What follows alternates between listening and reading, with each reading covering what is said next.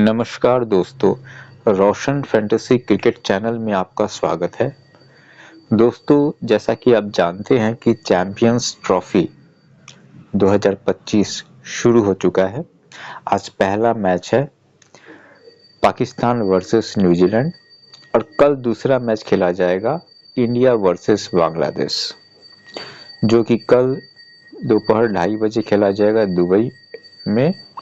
तो इस वीडियो में हम बात करेंगे कल के मैच के बारे में, टीम सिलेक्शन के बारे में और ग्रैंड लीग में कैसे आपको टीम बनाना है, किन प्लेयर्स को लेना है, किन को कैप्टन वाइस कैप्टन बनाना है, उसके बारे में। तो वीडियो में बने रहिएगा और जल्दी से चैनल को सब्सक्राइब कर लीजिएगा। तो सबसे पहले हम बात करते हैं विकेट कीपर सेक्शन में। विकेट कीपर सेक्शन में आपको एम रहीम दिखेंगे, एल राहुल दिखेंगे, ऋषभ पंत दिखेंगे, जे अली अनिक दिखेंगे। तो यहाँ पे जैसा कि कल जो है इंडिया और बांग्लादेश का मैच है, तो जो पॉसिबल आउटकम है वही होगा कि इंडिया जो है ये मैच जीत जाएगी। बहुत कम पॉसिबिलिटी है कि बांग्लादेश ये मैच जीते। तो अगर इस तरह का ऑलमोस्ट जो वन साइडेड मैच होता है ना, इसमें ग्रैंड लीग जीतने के चांसेस आपके ज़्यादा हो जाते हैं अगर आप जो है थोड़ा दिमाग से टीम बनाएं। और अगर आप देखेंगे तो बहुत सारे लोग क्या करेंगे कि इस मैच में 7 या 8 प्लेयर या 9 प्लेयर जो है वो इंडिया का सिलेक्ट करेंगे और केवल 4 या 3 या 2 प्लेयर जो है बांग्लादेश का सिलेक्ट करेंगे।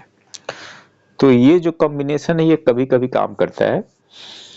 जैसे कि मान के चलो कि अगर बांग्लादेश पहले बैटिंग करती है और 150 या 200 पे ऑल आउट हो जाती है और आप बैटिंग में और आप इंडिया की तरफ से आपने जो है रोहित शर्मा को ले रखा है, शुभम गिल को ले रखा है और दोनों जो है सेंचुरी लगा देते हैं या बड़ी इनिंग्स खेल देते हैं, तो इस तरह का कॉम्बिनेशन कभी कभी काम करता है। तो इस मैच में मैं आपको बताऊंगा कि बढ़िया कॉम्बिनेशन जो है कैसे आपको बनानी है, खासकर अगर आप ग्रैंड लीग जीतना चाहते हैं और 2 4 10 8 8 9 टीम जो है आप बना रहे हैं। तो स्टार्टिंग करते हैं विकेट कीपर सेक्शन से। तो यहाँ पे ऋषभ पंत जो है मेरे ख्याल से इस मैच में प्रोबेबल 11 में नहीं आएंगे। लोकेश राहुल का नाम आना चाहिए। तो प्लेइंग 11 में विकेट कीपिंग करते हुए लोकेश राहुल दिखेंगे। अब जो यहाँ पे अगर आप हेड टू हेड या फिर स्मॉल लीग के लिए जा रहे हैं तो एम रहीम जो है वो बेटर ऑप्शन है, क्योंकि एम रहीम जो है निश्चित रूप से इनको बैटिंग करने का मौका मिलेगा, तो बैटिंग से आपको पॉइंट्स मिलेंगे और साथ में ही विकेट कीपिंग से भी इनको पॉइंट्स मिलेंगे। वहीं अगर आप लोकेश राहुल को लेते हैं तो हो सकता है कि ऊपर के जो टॉप ऑर्डर के बल्लेबाज हैं,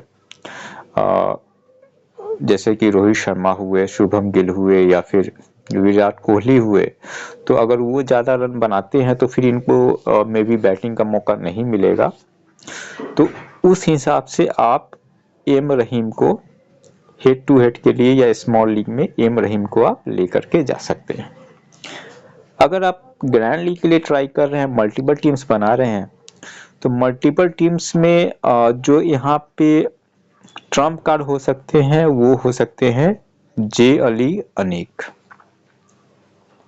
अब इसका कारण मैं आपको ये बताऊंगा कि अभी जो बांग्लादेश का जो प्रीवियस सीरीज हुआ था वेस्ट इंडीज में, वेस्ट इंडीज के खिलाफ, उसमें जाकर अली जो है, इन्होंने हालांकि 5वें 6ठे डाउन जो है बैटिंग करने आते थे, लेकिन इन्होंने 2 लंबी पारियां खेली थी।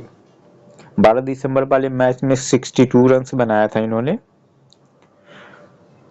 और 8 दिसंबर वाले मैच में 48 रन इन्होंने बनाया था। अब यहाँ पे अगर आप देखें तो इनको केवल 4% के आसपास लोगों ने सिलेक्ट किया हुआ है। मे भी बहुत सारे लोगों को पता नहीं होगा इनके बारे में। तो अगर ये प्लेइंग 11 में आते हैं हो सकता है इनका जो वेस्ट इंडीज के खिलाफ जो परफॉर्मेंस था तो ये प्लेइंग 11 में आ जाए। अगर ये प्लेइंग 11 में आते हैं तो ट्रम्प कार्ड हो सकते हैं। ग्रैंड लीग में आप इनको जरूर से ट्राई कीजिएगा। अगर ग्रैंड लीग की टीम बना रहे हैं तो आप किसी टीम में इनको ले लीजिएगा, और किसी टीम में आप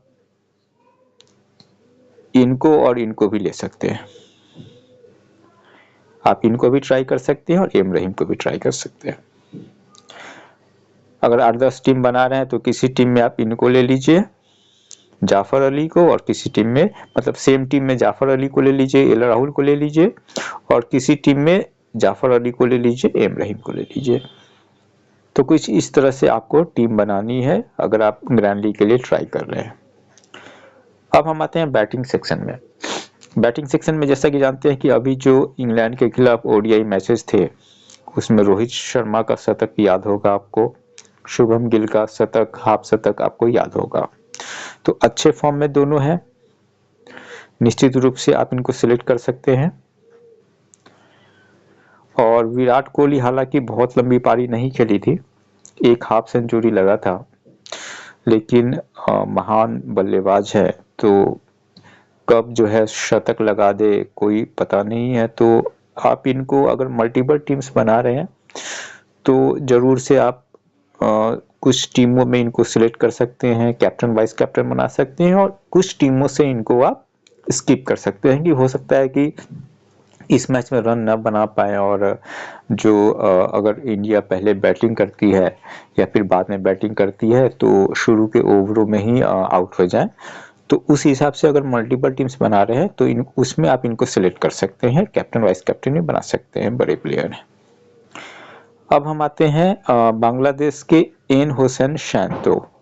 एन हुसैन शैंतो जो हैं वो टॉप ऑर्डर बैटर हैं, और हालांकि बहुत उम्मीद नहीं है इनसे। मल्टीपल टीम्स अगर आप बना रहे हैं ग्रैंड लीग के लिए तो किसी एक टीम में आप सिलेक्ट कर सकते हैं, हेड टू हेड में इनको आप स्किप कर सकते हैं। अगर ग्रैंड लीग के टीम्स में आप इनको सिलेक्ट कर रहे हैं तो जब आप इनको सिलेक्ट कीजिएगा तो बाकी के जो चेंजेस हैं बांग्लादेश टीम में वो आपको करना पड़ेगा। जैसे अगर आप इनको सिलेक्ट कर रहे हैं और ग्रैंड लीग का कोई टीम है उसमें आप जाफर अली को भी सिलेक्ट कर रहे हैं तो फिर जाफर अली को आप हटा दीजिएगा और इनको सिलेक्ट कीजिएगा, क्योंकि बैटिंग डाउन में इनके बाद जाफर अली का नंबर आएगा। फिर हम आते हैं टी हृदय। टी हृदय जो है बहुत अच्छे फॉर्म में नहीं है और मेरे ख्याल से ज़्यादा रन नहीं बना पाएंगे, तो इनको आप स्किप कर दीजिएगा। यहाँ पे जो मैं बात करना चाहूँगा टी हसन के बारे में, हालांकि केवल 6-5.5% लोगों ने इनको सिलेक्ट कर रखा है, लेकिन जो वेस्ट इंडीज का सीरीज था उसमें ये ओपनिंग करने आते थे सौम्या सरकार के साथ। अब सौम्या सरकार मेरे ख्याल से कुछ बहुत बड़ा नहीं कर देंगे, बहुत अच्छा परफॉर्मेंस इनका मोस्ट ऑफ द मैचेस में नहीं रहता है, तो सौम्या सरकार को आप स्किप कर दीजिएगा। टी हसन को आप किसी ग्रैंड लीग के मैचेस में ट्राई कर सकते हैं, हो सकता है ओपनिंग करने आए और 40-50 रन बना दे गिरते पड़ते, तो आप इनको किसी ग्रैंड लीग की टीम में सेलेक्ट कर सकते हैं। बाकी सौम्या सरकार को आप स्किप कर सकते हैं। अगर मान के चलो आप 10 टीम बना रहे तो किसी एक टीम में आप सौम्या सरकार को ले सकते हैं, अगर इनका प्लेइंग 11 में नाम आता है तो। बाकी के 9 टीम में हम इनको स्किप कर सकते हैं। एक टीम में मैं इसलिए बोल रहा हूँ क्योंकि ओपनिंग करने अगर मे भी आते हैं तो हो सकता है कि ये भी 30-40 रन बना दे, तो किसी एक टीम में आप इनको ट्राई कर लीजिए और किसी एक टीम में इनको ट्राई कर लीजिए। अब हम आते हैं ऑलराउंडर सेक्शन में। ऑलराउंडर सेक्शन में जैसा कि हमने इंग्लैंड की सीरीज में देखा था, हार्दिक पांड्या जो है बेहतरीन फॉर्म में थे, खासकर बॉलिंग के साथ। बैटिंग में बहुत ज़्यादा मौका इनको नहीं मिलता था, लेकिन बैटिंग में, लेकिन बॉलिंग में 1-2 विकेट्स 3 विकेट्स निकाल लेते थे। तो हार्दिक पांड्या को हेड टू हेड है, आप इनको सिलेक्ट कर सकते हैं। अगर मल्टीपल टीम्स बना रहे हैं ग्रैंड लीग के लिए तो कुछ एक टीम में आप इनको सिलेक्ट करके जा सकते हैं, कुछ एक टीम में आप इनको ड्रॉप कर दीजिएगा, क्योंकि हो सकता है कि इस मैच में विकेट ना मिले, ये भी एक संभावना है। और इनसे इनकी जगह जो है वो अक्षर पटेल या रविंद्र जडेजा जो है विकेट ले ले, या फिर वरुण चक्रवर्ती विकेट ले ले, या फिर कुलदीप यादव जो है विकेट ले ले। तो इस हिसाब से एक आध मैचेज में इनको आप ड्रॉप कर दीजिएगा, बाकी के मैचेज में आप इनको निश्चित रूप से सिलेक्ट कर सकते हैं, अच्छे प्लेयर हैं। अगर बैटिंग का मौका आता है तो बैटिंग भी कर सकते हैं, तो उस हिसाब से इनको आप सिलेक्ट कर सकते हैं। एम हसन मिराज जो है अभी मैं कहूँगा कि सबसे भरोसेमंद अगर जो प्लेयर हैं बांग्लादेश टीम के, तो उनमें इनका नाम है एम हसन मिराज। बेहतरीन ऑलराउंडर हैं, आपको बैटिंग से भी पॉइंट्स दिला सकते हैं, बॉलिंग से भी पॉइंट दिला सकते हैं। तो ये जो है मस्ट पिक है बांग्लादेश की तरफ से। रविंद्र जडेजा और अक्षर पटेल जो हैं वो अच्छा परफॉर्मेंस रहा था इंग्लैंड के खिलाफ, तो आप इन दोनों को सिलेक्ट कर सकते हैं। अब हम बात करते हैं महमूदुल्लाह के बारे में बहुत ज़्यादा मैं श्योर नहीं हूँ, क्योंकि इंटरनेशनल मैचेज जो हैं उसमें ज़्यादातर मैचेज में इनका परफॉर्मेंस जो है बहुत अच्छा नहीं होता है। जो लास्ट जो बांग्लादेश ने खेला था मैच वेस्ट इंडीज के खिलाफ, उसमें 1-2 इनिंग्स में इन्होंने थोड़े बहुत रन बनाए थे, लेकिन उतना ज़्यादा मुझे जो है कॉन्फिडेंस नहीं है महमूदुल्लाह पे, तो इनको आप स्किप कर सकते हैं। बाकी हो सकता है कि एक आध मैच इस मैच में थोड़ा बहुत रन बना ले, तो फिर हम आगे के वीडियोज में देखेंगे क्या है इनका परफॉर्मेंस, लेकिन अभी आप इस मैच में इनको स्किप करके जा सकते हैं। अब हम आते हैं बॉलिंग सेक्शन में। बॉलिंग सेक्शन में अगर मोहम्मद शामी का नाम आता है, आप इनको डेफिनेटली ले सकते हैं। अगर अर्शदीप सिंह प्लेइंग 11 में आते हैं तो आप इनको डेफिनेटली ट्राई कर सकते हैं। ट्रम्प कार्ड जो होने वाले हैं वो कुलदीप यादव होने वाले हैं या फिर वरुण चक्रवर्ती होने वाले हैं। वरुण चक्रवर्ती का परफॉर्मेंस आपने देखा ही अभी जो इंग्लैंड सीरीज हुआ था। तो अगर मान के चलो कि बांग्लादेश सेकेंड राउंड बैटिंग करने आती है, तो आप वरुण चक्रवर्ती को कैप्टन या वाइस कैप्टन भी बना सकते हैं। वहीं अगर 8-10 टीम बना रहे हैं, अगर बांग्लादेश पहले बॉलिंग करती है और लास्ट में बैटिंग करने आती है, तो आप कुलदीप यादव को भी कैप्टन या वाइस कैप्टन बना सकते हैं। पेसर में अगर मोहम्मद शमी आते हैं या फिर अर्शदीप सिंह प्लेइंग 11 में आते हैं, तो इनको भाई आप अपनी टीम में ले सकते हैं। वहीं अगर बांग्लादेश की तरफ से बात करें तो आप टी अहमद को सिलेक्ट कर सकते हैं।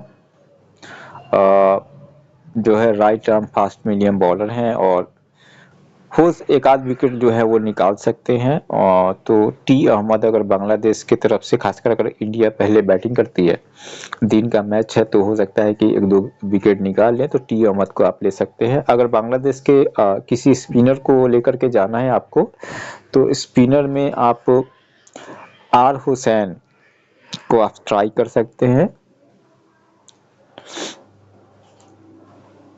आर हुसैन मेरे ख्याल से ऑलराउंडर सेक्शन में यहाँ पे आपको मिलेंगे। अगर ये प्लेइंग 11 में आते हैं तो आप इनको ट्राई कर सकते हैं, क्योंकि हो सकता है कि बॉलिंग करते हुए आपको मिले और बीच के जो ओवर्स होते हैं उसमें एक आध जो है विकेट निकाले, तो आर हुसैन को आप ट्राई कर सकते हैं। लेकिन फास्ट बॉलर में टी अहमद के साथ आप जाइएगा। मल्टीपल टीम से बना रहे हैं तो टी अहमद के अलावा आप एम रहमान को भी ट्राई कर सकते हैं। तो कुछ इस हिसाब से आपको अपना टीम बनाना है। बाकी फाइनल टीम जो है वो आप जो प्लेयर्स हैं वो अनाउंस हो जाए उसके बाद आप बनाइएगा, और ट्राई कीजिएगा कि 4 या 5 प्लेयर्स आप बांग्लादेश की टीम के लें और 6 या 7 प्लेयर आप इंडिया टीम के ले लें। तो ऑल दी बेस्ट, और अगले वीडियो में फिर आपसे बात करते हैं। चैनल को अभी तक सब्सक्राइब नहीं किया है तो सब्सक्राइब कर लीजिएगा। Thank you so much, bye bye.